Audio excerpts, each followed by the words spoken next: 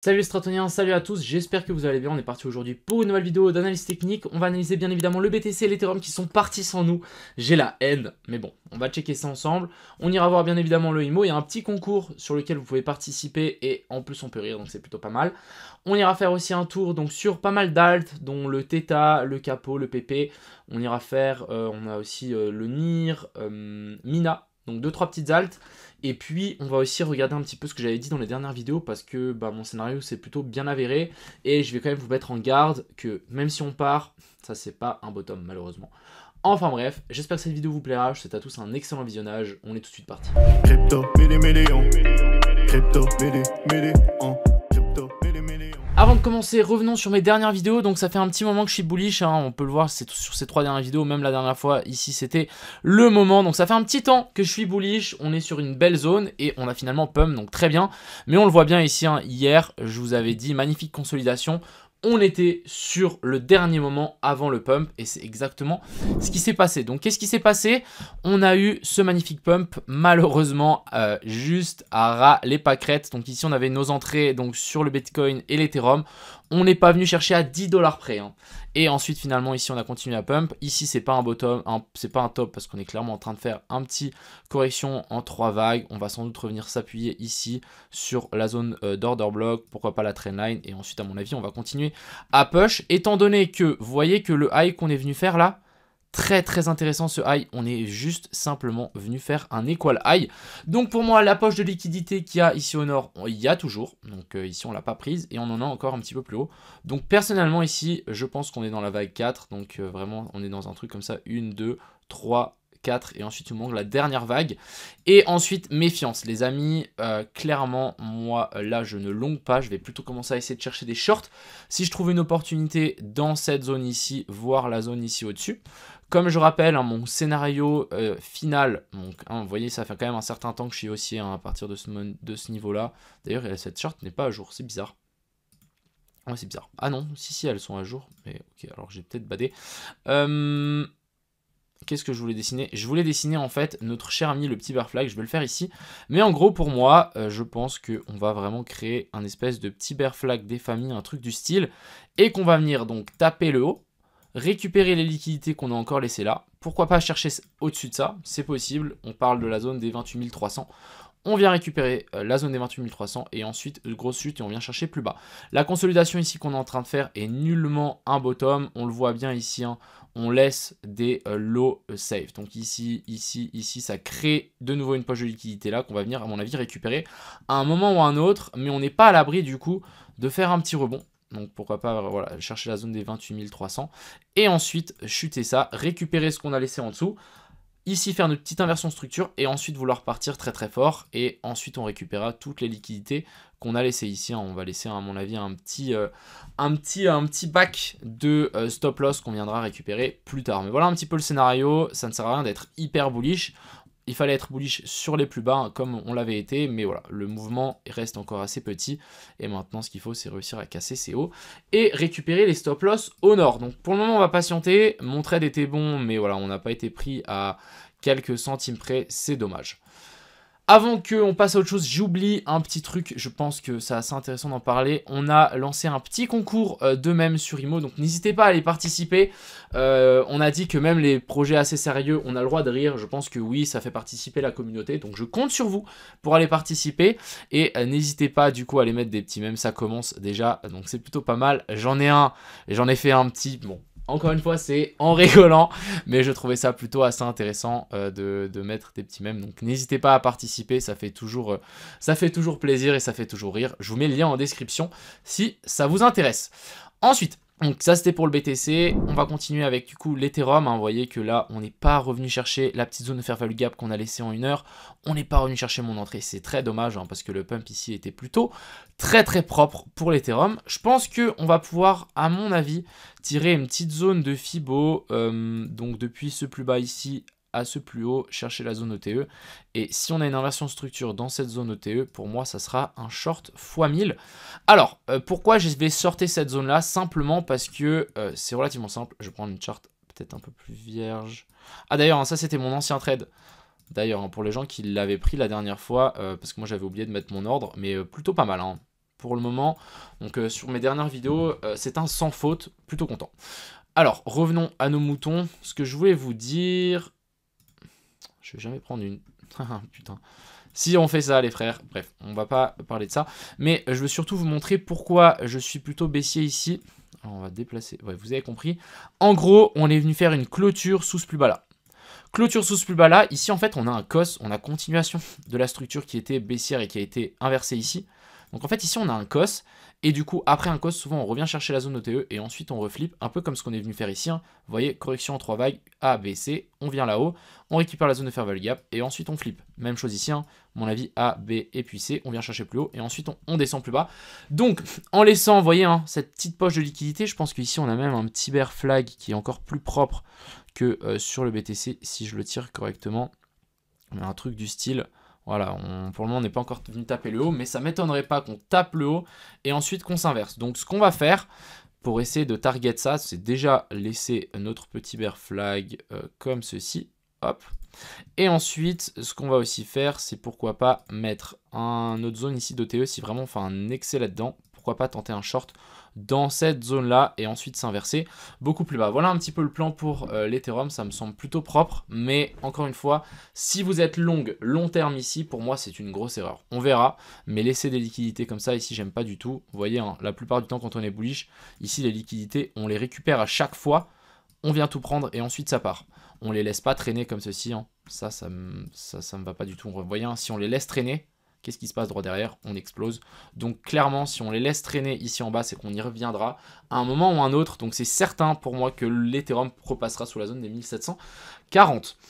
Ensuite, on va parler du BNB. Ça fait quand même un petit moment que je ne l'ai pas analysé. Je pense que ça vaut un petit peu la peine. Donc, même chose, hein, ici, pour moi, clairement baissier. Les noobs, ils vont dire « Ouais, on fait un W bottom ». Non, les frères, on fait juste une petite correction en 3 vagues. On vient récupérer un peu plus haut. Et ensuite, on vous recte tous. Donc, bon, en tout cas, tous les noobs qui pensent qu'ici, c'est à longue. Encore une fois, aussi un dernier truc que je vous avais dit.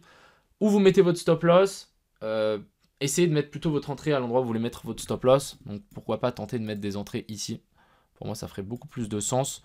On va tirer aussi un petit Fibo par rapport à cette dernière petite hausse. Et je pense que ça peut être une zone assez intéressante de longue. Ici en dessous, juste sous les liquidités qu'on aura laissées, qu'on aura pris. Donc ça peut être pas mal. Et peut-être on peut encore descendre encore un petit peu plus bas. Mais si on a une inversion structure dans cette zone-là, je parle de la zone des 280 à 300. Ça peut être assez intéressant. Mais bon, pour le moment, patience. Continuons. On a l'indice du dollar qui continue toujours à être autant fort. Hein. Cette zone d'OTE, elle va être bougée clairement parce qu'à mon avis, on va faire des nouveaux plus hauts. Dès qu'on commence à avoir un signe de correction un petit peu plus fort que juste une bougie, là, on pourra fixer notre zone d'OTE. Bon, pour le moment, ce n'est pas le cas. Mais clairement, soit on remonte un petit peu plus haut, on peut peut-être chercher la zone de fair value gap qu'on a laissée là. Mais à un moment ou à un autre, on aura cette correction et ça sera le pump qu'on aura sur le BTC, donc affaire à suivre. Du côté du SP500, on est en train de latéraliser au-dessus de ses plus hauts, c'est plutôt pas mal qu'on essaye de maintenir cette zone-là. C'est une zone clairement dure. Ce qu'il faut surtout pas faire, c'est faire une déviation. Et ensuite ici qu'on pèse tout vers le bas, si on fait ça, ça va commencer à vraiment sentir le roussi. Et à mon avis, on viendra récupérer ça. Si on récupère ça, on aura bien évidemment aussi un crash du BTC. Donc affaire à suivre. Ce qu'il faut, c'est récupérer la zone ici des 4326 points. Continuons avec le APT. Alors le APT, hier, je vous avais montré la petite zone qu'il fallait longue. Regardez-moi ça, c'est plutôt propre. Après... est-ce que pour vous, ça c'est un bottom? Malheureusement non, on a laissé une poche de liquidité ici en dessous, on n'a pas fait de boss, donc clairement pour moi ici, je vais me méfier. On n'est pas à l'abri de refaire un petit tour plus bas, donc à surveiller ici pour le APT, mais ouais, je pense qu'on peut faire largement un petit tour vers le bas. Donc affaire à suivre, on surveille. Ensuite ici, on a le Theta qui est aussi dans une belle zone, on revient chercher cette énorme zone d'OTE. On vient de nouveau du coup reclaim ce plus bas là. Vous voyez, on laisse vraiment aucun répit pour les acheteurs. Les stop loss ici sont vraiment hunt, donc ils sont vraiment chassés à chaque fois. C'est un signe qu'à un moment ou à un autre, on va partir vers le haut très très fort. Donc ça c'est plutôt haussier. Là on peut peut-être avoir une petite inversion de structure si maintenant on vient faire une clôture au-dessus de ce plus haut, mais personnellement ici ça reste quand même un très très bon point d'achat pour du Theta, pas cher, hein. Vraiment ici pour moi on est clairement sur la fin de cette correction ici en 3 vagues, je m'attends vraiment à un retournement de situation dans cette zone là, et ensuite on viendra péter toutes les stop loss des bearish, des ours qu'on a laissé, des ours, des bears, on est au zoo ou quoi, des bears ici au nord. Ensuite, le Mina, sachez que le Mina, j'ai toujours ma position. Je vais vraiment hold encore une fois très très long terme. Pour moi ici, ça a l'air de tenir. C'est vrai que le bottom ici n'est pas encore parfait, mais bon. Vous savez que des fois le Mina ne fait pas forcément des trucs parfaits. C'est un peu un coin un peu moins tradé, donc c'est un peu normal. Du côté de NIR, alors NIR, très intéressant aussi, on est bel et bien venu faire une petite inversion structure ici, donc on a notre cost qui est là et notre boss qui est là, on redescend et techniquement ici on devrait vouloir repartir, réintégrer le plus bas, ce qui serait plutôt une excellente chose je pense en weekly, donc ce plus bas là, on est venu taper la zone de fair value gap ici en weekly, donc pour moi vraiment le NIR c'est un achat, donc clairement j'ai toujours mes 20 000 $ investis en spot sur le NIR. Peut-être les mettre en levier si Crypto Million devient de nouveau fou comme la dernière fois. Je sais pas, peut-être mettre un levier 10. Ça veut dire que si on perd 10%, on le fait liquider. Ok, ça veut dire stop loss là, ok. Et si on vient chercher là-haut, ça fait 720%, ça me fait 140 000. Ça pourrait être pas mal. Écoutez, ça pourrait être pas mal. Je vais suivre ça. Si je vous mets une position, je mettrai un petit tweet si jamais. Et ensuite, on a le PP qui peut être aussi intéressant de long si on vient dans ma zone. Il a pas décidé, hein. Il veut pas venir dans cette petite zone de fair value gap. Moi, je veux dans cette zone de fair value gap, mais il veut pas descendre. Encore une fois, je vais mettre une petite alerte. Hop, encore une fois ici, vous voyez qu'on laisse des stop loss. Hop, hop, hop. On laisse des stop loss qui sont en liberté. Et en plus, on a une super zone d'intérêt juste en dessous. Donc perso, ça ferait énormément de sens de mettre un trade juste à la lisière de la zone de fair value gap. Stop loss sous ce plus bas là. Et TP au-dessus de là. Donc vraiment on peut avoir un trade allez, de 1.7, mais bon, je pense qu'ici on va clairement pouvoir le rétrécir. Attendons une inversion structure et ça peut être un gros trade avec plutôt safe je pense. Si vraiment ça peut se tenir à mon avis. Donc affaire à suivre, je pense que le dump ne va pas tarder trop longtemps. Pourquoi pas tout faire une touchette encore une fois sur cette trendline. Ça pourrait être assez intéressant. Ensuite, donc je vous avais dit qu'on avait un petit concours sur le IMO. Donc n'hésitez pas à aller participer. Ce qui vous attend les gars pour IMO, ça va être une dinguerie, vous allez voir. Pour le moment on est en train de bien pousser, je suis content. Je vous avais dit hein, que ça allait vraiment pousser par rapport au plus bas. On est déjà à plus 22%. La dernière fois que j'en avais parlé sur Twitter, c'était vraiment il y a assez longtemps. Et je vous avais dit vraiment que c'était le moment de mettre des billes. Donc j'espère que vous m'avez écouté. On est à plus 22%, ça va continuer à bien pump. Vous voyez, hein, c'était vraiment ici. On était vraiment sur le plus bas. Maintenant on est déjà bien monté.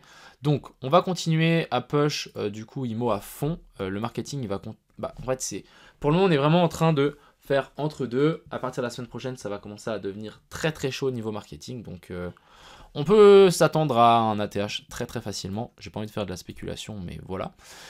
De toute façon, le marketing, c'est un peu l'objectif de pump un coin, donc c'est un peu normal. On va sans doute avoir aussi des petits articles très sympathiques sur différents médias, donc ça va être top.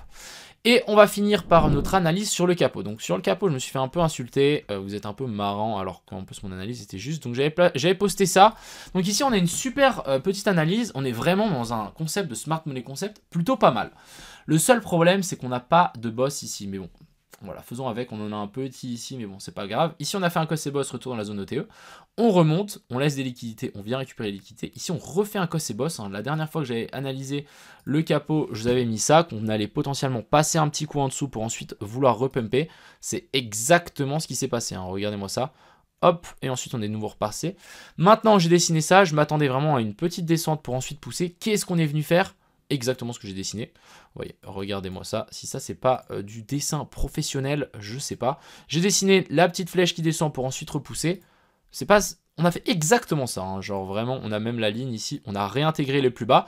Donc clairement, ici, on était vraiment dans ce style d'accumulation, manipulation et maintenant déviation. Maintenant, ce que j'attends, c'est vraiment un pump assez violent sur le capot. Pour moi, la zone d'accumulation est bullish et on est arrivé à la fin. Donc là, on doit absolument pumper. On doit venir récupérer donc toutes les liquidités qu'on a laissées en or. Oui, on a des liquidités en or vu qu'on est listé sur des exchanges et que maintenant on peut short le capot. Donc pour moi, ça ferait énormément de sens de venir récupérer tout ça. Donc ça, c'est vraiment l'objectif. On est vraiment là. Et qu'est-ce que je voulais montrer encore? Ah ouais, donc vraiment mon analyse est plutôt juste et je suis très content. On a aussi pas mal de gens qui ont un peu trash talk. Qu'est-ce qu'ils m'ont dit? Ah ouais, ça reste bullish frérot, pas à nous. On avait quelqu'un d'autre qui m'avait dit un truc, mais c'est pas grave. Donc pour le moment, mon analyse est complètement juste. À voir jusqu'où ça va durer. Moi j'espère vraiment qu'on puisse pousser à partir de là, récupérer tous ces stop loss là et vraiment nous faire un nouveau sommet par rapport à ces zones et passer la zone des 2 centimes. Encore une fois, c'est pas un conseil d'investissement. Moi, j'ai dit que si on allait ici en dessous, donc vers la zone des 1,1 centimes, ici j'allais close parce qu'en fait on allait casser ça. Et si on casse ça, pour moi, c'est comment on appelle ça? C'est la cave. Donc clairement, on va se méfier. Si on passe vraiment ici en dessous, vraiment, ça risque d'être vraiment tendu. Donc maintenant, ce que j'attends, c'est vraiment un pump. Ça serait plutôt pas mal. Après, voilà, on a laissé des liquidités ici. Et on lance aussi des liquidités ici. Donc on n'est pas à l'abri de faire un petit move vers le bas pour ensuite pousser. Affaire à suivre. Mais je vais quand même vous avouer, je suis pas très serein. Je vous en parle, mais je suis pas très serein. Pour le moment, les analyses, elles ont l'air de fonctionner. Parce que quand même, il y a pas mal de volume. Donc on a pas mal de traders qui sont dessus. Donc ça suit plus ou moins les mêmes mouvements. Mais voilà, on n'est pas à l'abri que on finisse à 0 un jour ou l'autre. Donc encore une fois, je rappelle que moi j'ai hold tous mes coins. Je peux vous les prouver parce qu'ils m'ont dit ouais, t'as pas montré dans la dernière vidéo, on sait que t'as tout vendu et tout. Alors non, ils sont pas tout vendus. Il faut juste que je connecte mon MetaMask si ça veut bien être connecté. Alors ça c'est pas forcément capot. Voilà, j'ai encore mes coins les gars, ça vaut 36 000 $ pour le moment. Donc j'ai encore tous mes coins et vraiment on va hold ça au maximum, hein. On veut vraiment un petit pump. Et du coup je pense que la patience est vraiment... on patiente tranquillement. Voilà un petit peu ce que j'avais à dire. J'espère que cette vidéo vous a plu. N'hésitez pas encore une fois à aller participer au petit concours. Vous pouvez pas dire que je fais pas de concours hein, parce que vraiment il y en a presque un toutes les semaines. N'hésitez pas à aller check. Vraiment ça vaut la peine, hein. Au moins on rigolera bien ensemble. Donc voilà, je mets le lien en description. Et puis je vous souhaite à tous une excellente soirée. C'était Crypto Mignon. Ciao.